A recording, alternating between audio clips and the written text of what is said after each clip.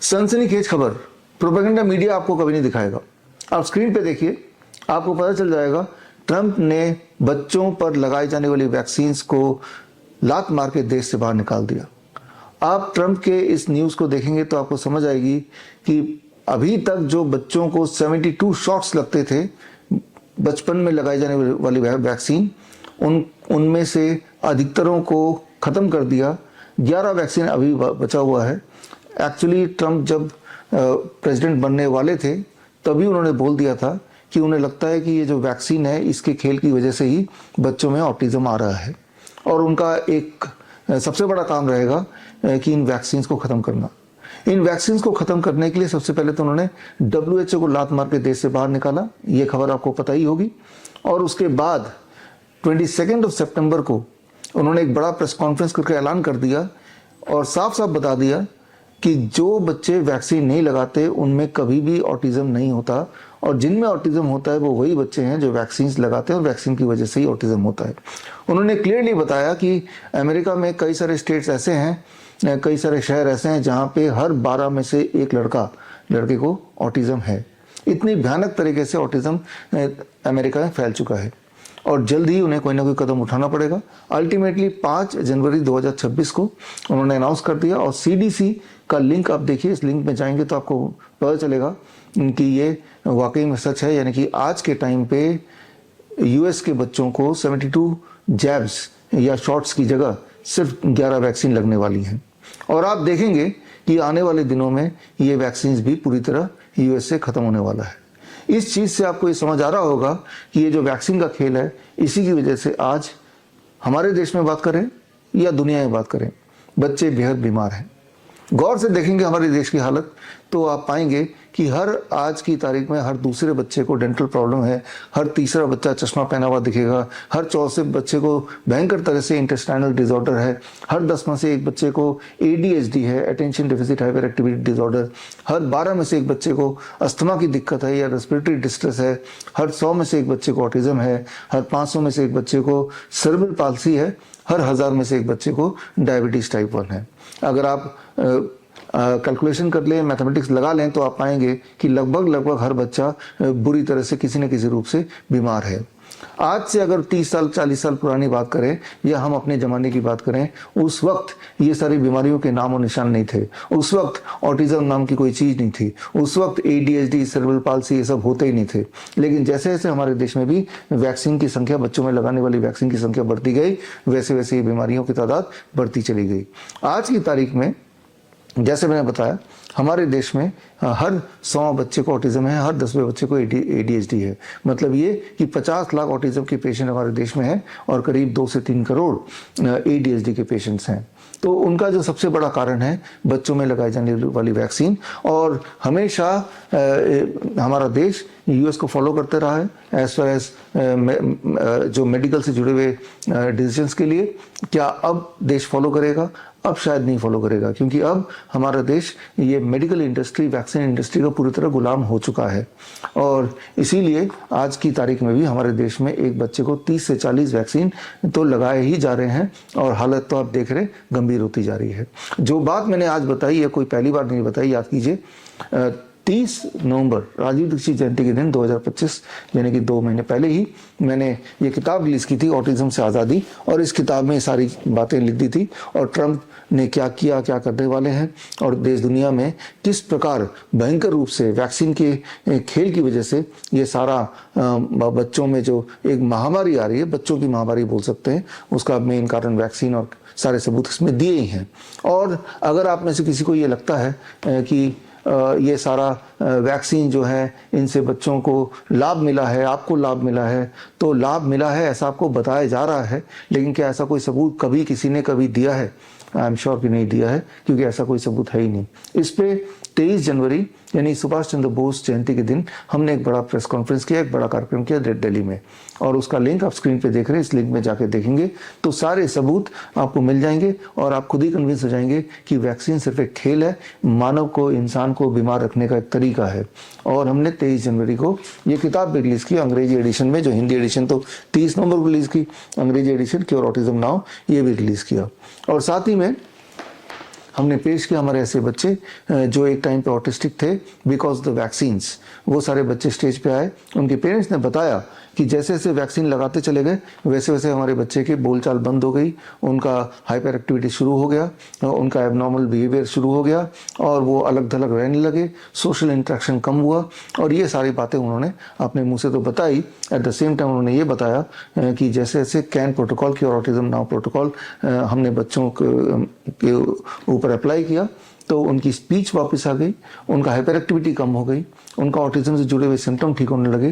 तो यानी कि याद रखिए, ऑटिज्म इज प्रिवेंटेबल अगर आप बच्चों को वैक्सीन ना दें तो, और दूसरा ऑटिज्म इज क्योरेबल ऑल्सो अगर आप कैन प्रोटोकॉल फॉलो करें तो। खैर, मैं उम्मीद करता हूं कि इस वीडियो के बाद आप गंभीरता से वैक्सीन की इंडस्ट्री को समझेंगे और आज के बच्चों के बचपन को बचाने के लिए ये मुहिम से आप जुड़ेंगे ताकि जो पेरेंट्स हैं वो उनमें अवेयरनेस आए कि आप जो वैक्सीन बच्चे को दे रहे हैं ये सोच के कि इससे बच्चे का कोई भला होगा, इससे भला सिर्फ वैक्सीन इंडस्ट्री का होगा, मेडिकल लॉबी का होगा। जो बातें मैंने आपको बताई हैं इनके सारे के सारे सबूत इस किताब में दिए हुए हैं। ये किताब को पढ़ना चाहिए और जो लोग ये किताब पढ़ना नहीं चाहते तो स्क्रीन पे दिए हुए लिंक में जाके 23 जनवरी का मेरा जो प्रेस कॉन्फ्रेंस है उसे देखिए, उसमें सारे सबूत हैं। यही सारे सबूत लेके आप उन डॉक्टरों के पास जरूर जाइए जिन्होंने रिकमेंड किया बच्चों को वैक्सीन देने के लिए, और उनसे आप पूछिए कि आप बोल रहे हैं कि बच्चों को वैक्सीन देना चाहिए। अलग अलग वैक्सीन जो बच्चों को दिए जाते हैं बच्चे के पैदा होते ही, चाहे वो MMR हो, चाहे वो BCG हो, चाहे वो पोलियो हो, क्या इन वैक्सीन से बच्चे को या किसी को भी किसी रूप में कोई फायदा हुआ है, हो सकता है ऐसा कोई सबूत है? सबूत है तो वो दिखाएं। जाहिर सी बात है वो नाराज हो जाएंगे, वो आपसे बातचीत बोलना बंद कर देंगे, लेकिन सबूत नहीं दिखाएंगे क्योंकि सबूत इस धरातल में है ही नहीं। जो सबूत है वो सबूत यही बोल रहे हैं कि वैक्सीन सिर्फ और सिर्फ इंसान का नाश करता है, हमारे इम्यून सिस्टम से वो खेल करता है जिससे इंसान या बच्चा और कमज़ोर होता चला जाता है।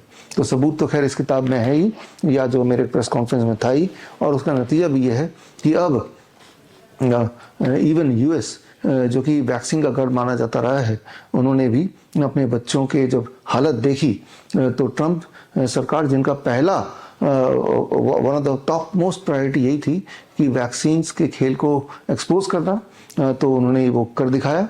और आगे भी आप देखेंगे कि जितने थोड़े मोड़े वैक्सीन वहाँ बचे हैं वो भी धीरे धीरे कम होगा। यहाँ समझने वाली बात होगी कि इस दुनिया में जो सबसे पावरफुल लॉबी कोई है, सबसे पावरफुल इंडस्ट्री कोई है, तो वो वैक्सीन इंडस्ट्री, मेडिकल इंडस्ट्री है। तो ऐसे इंडस्ट्री से लड़ना किसी भी एक सरकार के लिए, इवन ट्रंप जो कि अपने आप में दुनिया के सबसे पावरफुल पर्सन माने जाते हैं, उनके लिए भी आसान काम नहीं है। उसके बावजूद भी वो यहाँ तक पहुँच पाए, ये कर पाए, बड़े स्ट्रेटेजिकली किया। उनके करने की कहानी किस तरह से उन्होंने स्टेप बाय स्टेप उन्होंने वैक्सीन इंडस्ट्री को घेरे में लिया और उसको कैसे एक्सपोज किया और कैसे उससे बाहर बच्चों को निकाला, ये अपने आप में एक कहानी है जो आपको पढ़नी चाहिए, समझनी चाहिए। तो यानी कि अगर ये कोई एक सरकार कर सकता है तो ये हमारी सरकार भी कर सकती है। वो करे ना करे, एक पेरेंट तो कर ही सकता है। At the end of the day एक पेरेंट के हाथ में है कि वो अपने बच्चे के साथ क्या करना चाहते हैं, क्या नहीं करना चाहते। तो ये डिसीजन तो पेरेंट को लेना पड़ेगा। एक तरफ डॉक्टर्स के बोलने पे वैक्सीन लगाए जाओ, और at the end of the day वो सारा असर उस बच्चे पे पड़ता है, और बच्चे पे असर पड़ता है, दुष्प्रभाव पड़ता है, तो वो झेलना पड़ता है पेरेंट्स को। याद रखिए, हर बच्चे को ऑटिज्म नहीं होगा, हर बच्चे को ADHD नहीं होगा, हर बच्चे को न्यूरो डेवलपमेंटल डिसऑर्डर नहीं होगा, लेकिन एक बात तो सच है कि हर बच्चे को वैक्सीन का दुष्प्रभाव किसी न किसी रूप से होगा। किसी के बॉडी में ट्यूमरस ग्रोथ हो सकता है, तो किसी के इंटेस्टाइनल डिसऑर्डर हो सकता है, किसी को न्यूरो डेवलपमेंटल डिसऑर्डर होगा, तो किसी को ऑटोइम्यून डिजीज होगा। कुछ ना कुछ तो किसी न किसी रूप में बच्चे में उसका असर या उसका जो बुरा असर वो दिखेगा ही दिखेगा। तो खैर, आप हमारे इस कैन मुहिम से जुड़िए, can cure autism now protocol से, ताकि हमारे देश में जो ADHD और ऑटिज्म वाले बच्चे हैं उनको हम कोई रिलीफ दे पाएँ। और अगर आपके आसपास भी ऐसे कोई बच्चे हैं तो सिर्फ उनको इतना करना है कि उनको हमसे जुड़ना है। हमसे जुड़ने के लिए स्क्रीन पे दिया हुआ लिंक है, इस लिंक में जाके एक फॉर्म भरेंगे तो हमारी जो ऑटिज्म की स्पेशल डॉक्टरों की टीम है उनसे संपर्क में आएगी, और आने के बाद उन बच्चों को घर से आना नहीं है हमारे पास, उन बच्चों को घर पे रहते हुए घर के सामान से ही बच्चों का लाइफस्टाइल को चेंज करना है। और हमने ये देखा है कि बच्चे जब ये कैन प्रोटोकॉल अपनाते हैं, जो सुबह से लेकर शाम तक का एक पैटर्न होता है, एक टाइम टेबल होता है। सुबह ग्राउंडिंग करना, धूप में जाने से लेकर नीम के पाउडर को पीने से लेकर पानी में घोल के, कुछ प्रोबायोटिक ड्रिंक्स हैं जो घर पे ही बनाने होते हैं, और कुछ चीज़ों को छोड़ना होता है जैसे dairy product, animal food, fast food या गेहूँ। जब ये बच्चे करते हैं तो हर दिन बच्चे में पॉजिटिव डेवलपमेंट आता है, क्लियर कट डेवलपमेंट आता है। और कुछ दिनों में काफ़ी बच्चे तो इतना ठीक हो जाते हैं या पूरा ही ठीक हो जाते हैं कि वो नॉर्मल स्कूल में नॉर्मल बच्चों की तरह जाने लगते हैं। तो इस मुहिम में आप जुड़िए। इस मुहिम में जुड़ने से आपकी वजह से, हमारी वजह से एक परिवार पूरी तरह से मेन स्ट्रीम में आ सकता है, एक बच्चे का जीवन मेन स्ट्रीम में आ सकता है। अदरवाइज ये बोल दिया गया था कि बच्चे जो हैं जीवन भर अपने पेरेंट्स पे या किसी न किसी पे निर्भर रहेंगे, तो उस ट्रैप से वो बाहर निकल सकते हैं। तो मैं उम्मीद करता हूँ कि इस वीडियो के बाद आप जुड़ेंगे। जुड़ने के लिए सिर्फ इतना ही करना है, या तो ये किताब पढ़िए या स्क्रीन पे दिया हुआ जो लिंक है उस लिंक में जाके उस वीडियो को देखिए, और साथ ही में आपके आसपास देखिए ऐसे बच्चे जो एबनॉर्मल दिखते हैं, न्यूरो डेवलपमेंटल डिसऑर्डर के पेशेंट दिखते हैं, उनके पेरेंट्स को हम तक कनेक्ट कीजिए। याद रखिए, हमारा जो ऑटिज्म का मुहिम है ये पूरी तरह से मुफ्त है। इस मुहिम में जुड़ने के बाद 1 महीने तक हम व्हाट्सएप ग्रुप के माध्यम से बच्चे को मॉनिटर करते हैं, डेली हर दिन मॉनिटर करते हैं, कई बार 24 घंटे मॉनिटर करते हैं, और मॉनिटर करके बच्चों के पेरेंट्स को हम ट्रेनिंग देते हैं, क्या करना है, कैसे करना है, क्यों करना है, कितने टाइम तक करना है, और उसके जो रिजल्ट्स हैं उनको भी कलेक्ट करते हैं। इस किताब में ऐसे ही 1001 बच्चों के ऑब्जर्वेशन स्टडी दिया हुआ है, और उस स्टडी को आप देखेंगे तो आप पाएंगे कि वाकई में ऑटिज्म और ADHD क्यूरेबल है, ठीक हो सकते हैं। वो सारे सबूत इसमें डाले हैं। जो लोग मुझे सुन रहे हैं, अगर आप में से कोई ऐसे भी हैं जो हेल्थ मिनिस्ट्री से जुड़े हुए हैं या मेडिकल एसोसिएशन से जुड़े हैं, तो मैं आपका स्वागत करता हूँ। आप आइए, हमसे जुड़िए, और हमारे जो सबूत हैं उसका डिटेल, पूरा डिटेल, एक पेशेंट का पूरा डिटेल, यानी कि उनका एड्रेस, उनका फ़ोन नंबर, उनके पहले के रिकॉर्ड्स, उनके अभी के रिकॉर्ड्स, उनके वीडियो, सारा कुछ हमारे पास है, और हम उनको आपको देने को तैयार हैं, इस उम्मीद से कि जब आप देखेंगे there is now a solution to the disorder which is otherwise told to be non curable, अब वो ठीक हो सकता है। तो अब काम सिर्फ इतना रह गया है कि आप और हम मिलके इस कैन प्रोटोकॉल को उन बच्चों तक, उन पेरेंट्स तक पहुंचाएं। और मेरा और मेरे छोटी सी टीम के लिए इतने बच्चों तक पहुंचना, लाखों करोड़ों बच्चों तक पहुंचना पॉसिबल नहीं। हम तो कुछ हज़ार बच्चों तक पहुंच पाए हैं, लेकिन जाहिर सी बात है आप भी अगर इसमें जुड़ जाएंगे तो हम कुछ और एडिशनल बच्चों तक पहुंच सकते हैं। अगर आप हमारे डॉक्टर्स की तरह certified autism and ADHD reversal expert बनना चाहते हैं, तो स्क्रीन पे दिए हुए लिंक में जाके आप हमारा CAAR, that is certification in autism and ADHD reversal 1 month online programme join कर सकते हैं, और उसके बाद इंडिपेंडेंटली जिस तरह से हम बच्चों को ठीक कर रहे हैं आप भी ठीक कर सकते हैं। तो इस मुहिम से जुड़िए, क्यों ना हम एक बच्चे को इस ट्रैप से बाहर निकाल के एक मेन स्ट्रीम में, नॉर्मल स्ट्रीम में लेके आ जाएं। All the best, thank you, जय हिंद।